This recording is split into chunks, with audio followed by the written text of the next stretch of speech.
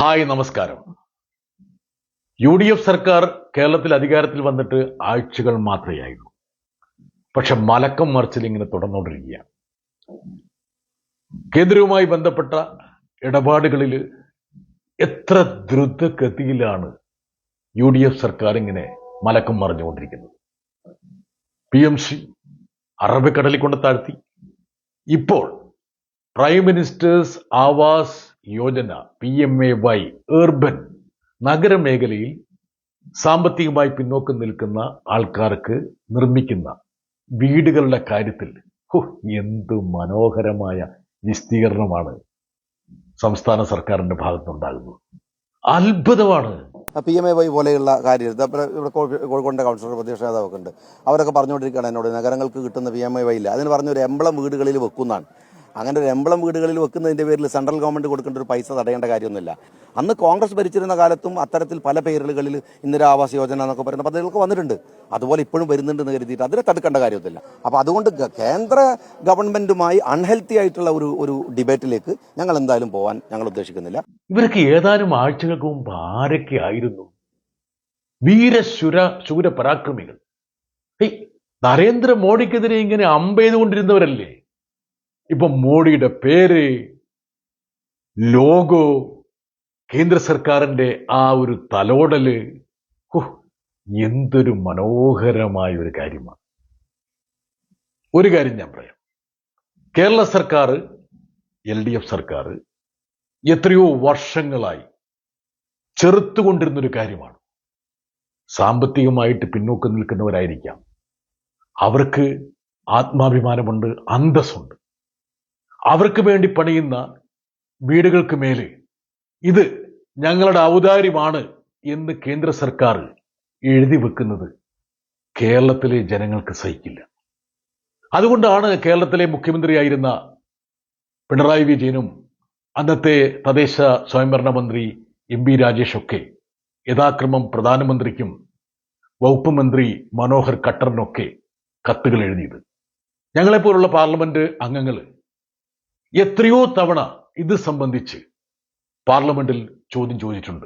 അപ്പൊ ഞാൻ ചോദിച്ച നിരവധി ചോദ്യങ്ങളിൽ ഒന്ന്, ഡിഗ്നിറ്റി, സെൽഫ് റെസ്പെക്ട്, ഇതൊക്കെ ഇവിടെ വിഷയമാണ്.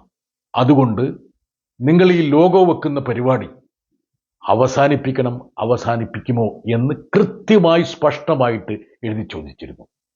അതുകൂടാതെ തന്നെ അവസരം കിട്ടുമ്പോഴൊക്കെ പാർലമെന്റിൽ സംസാരിക്കുമ്പോൾ ഈ മോഡി സർക്കാരിന്റെ പ്രതിലോമകരമായ സാമ്പത്തികമായി പിന്നോക്കം നിൽക്കുന്ന ജനവിഭാഗങ്ങൾക്കെതിരെയുള്ള അവരുടെ ആത്മാഭിമാനത്തിന് മേലുള്ള ഈ ട്രപ്പീസുകൾക്കെതിരെ ഞങ്ങൾ സംസാരിച്ചിരുന്നു.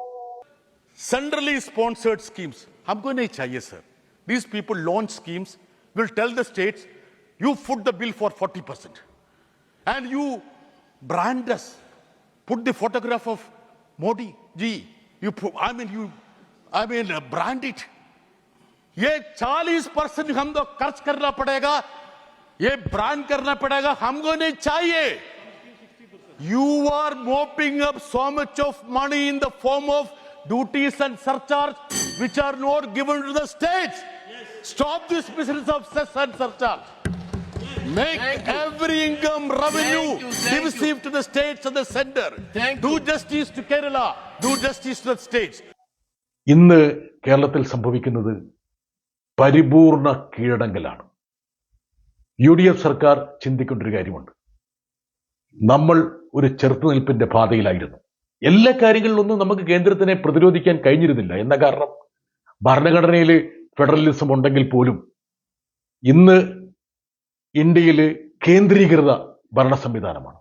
നമ്മൾ ഡൽഹിയിൽ പ്രതിഷേധിച്ചു, സമരം ചെയ്തു, മുഖ്യമന്ത്രി മന്ത്രിമാരും വന്നു.